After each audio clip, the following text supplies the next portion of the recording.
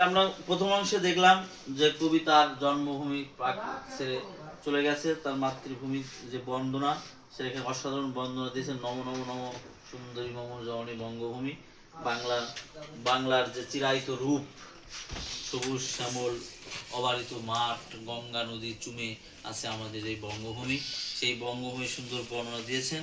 তারপরে আবার উপনের কাহিনীতে রবীন্দ্রনাথ ফিরে আসছেন। উপনের কাহিনী উপনে বলছে যে ধিক ওরে শতধিক তোরে নীলাজ কুলোটা ভূমি। রূপেন তার জন্মভূমিকে এখন বলছে কুলোটা। কুলোটা মানে চরিত্রহীন, চরিত্রহীন বলছে। কারণ হচ্ছে যে মনে হয়েছে যে আমি উপেন সারা বাংলাদেশ ঘুরতেছি, সারা ভারতবর্ষ ঘুরতেছি তোমাকে ছাড়া, আর তুমি এখানে সুন্দর মানে ফুলের বাগানে আচ্ছাদিত হয়ে আসো, তোমার কোনো আমার প্রতি মায়া মমতা নাই। যখনই যাহার তখনই তাহার, এই কি জননী তুমি? মানে এক সময় আমার ছিলে, এখন রাজার হইছো, অর্থাৎ তুমি যখন যাহার তখনই তাহার, এটা কি হতে পারে? সে কি মনে হবে একদিন যবে ছিলে দরিদ্র মাতা? তোমার কি মনে ছিল তুমি একদিন দরিদ্র মাতা ছিলে? আঁচল ভরিয়া রাখিতে ধরিয়া ফুল ফল শাক পাতা, তুমি যেখানে ফুল ফল শাক পাত ধরে দেয় সেটা কি ভুলে গেছো? আজ কোন দিতে তারে ভুলাইতে ধরেছো বিলাস বেশ, আজকে এত বিলাস বেশ ধরছো কেন? পাঁচ রঙ্গা পাতা অঞ্চলে গাতা পুষ্পে খচিত বেশ, আমি তোর লাগি ফিরিছি বিভাগী গৃহহারা সুখী। আমি তোর জন্য বিভিন্ন জায়গায় ঘুরতেছি ফকিরের মতো গৃহহারা, আর তুই এখানে বিলাস ভাষণ বলে। তুই হেতা বসি ওরে রাক্ষসী হাসিয়া কাটাস দিন। আদরের ধনির আদরে গরব না ধরে, এতই হয়েছে ভিন্ন, কোনখানে লেশ নাই অবশেষে সেদিনের কোনো চিহ্ন। আচ্ছা, দেখা যাচ্ছে যে তার আগে রূপেনের যে জন্মভূমি ছিল তার কোনো চিহ্ন আর নাই। কল্যাণীময়ী ছিলে তুমি ওয়ু ক্ষুদাহারা সুদা রাশি, যত হাসো আজ যত করো সাজ, ছিলে দেবী বলে দাসী। এক সময় ছিলে তুমি দেবী, কিন্তু এখন হয়ে গেল হচ্ছে দাসী। বিদীর্ণ হিয়া ফিরিয়া ফিরিয়া চারিদিকে চেয়ে দেখি, প্রাচীরের কাছে এখনো যে আছে সেই আম গাছ। একই মানে খুঁজে দেখলো কিছুই নাই, অবশ্যই দেখলো একটা আম গাছ আছে, যেটা উপেনের পুত্রপুরুষের রোপণ করা সেই আম গাছ। বসি তার তলে নয়নের জলে শান্ত হইল ব্যথা। ওই আম গাছের তলে বসে তার এই কষ্টের দ্বারা শান্ত হইল।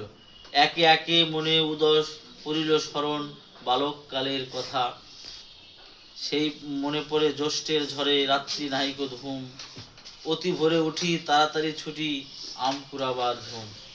মনে পড়ে যায় ছোটবেলায় যখন জ্যৈষ্ঠ মাসের ঝড় আসে, তখন আম কুড়ানোর জন্য যে ধুম পড়ে যায় সেটা মনে পড়ে গেল। সেই সুমধুর স্তব্ধ দুপুর পাঠশালা পালায়ন।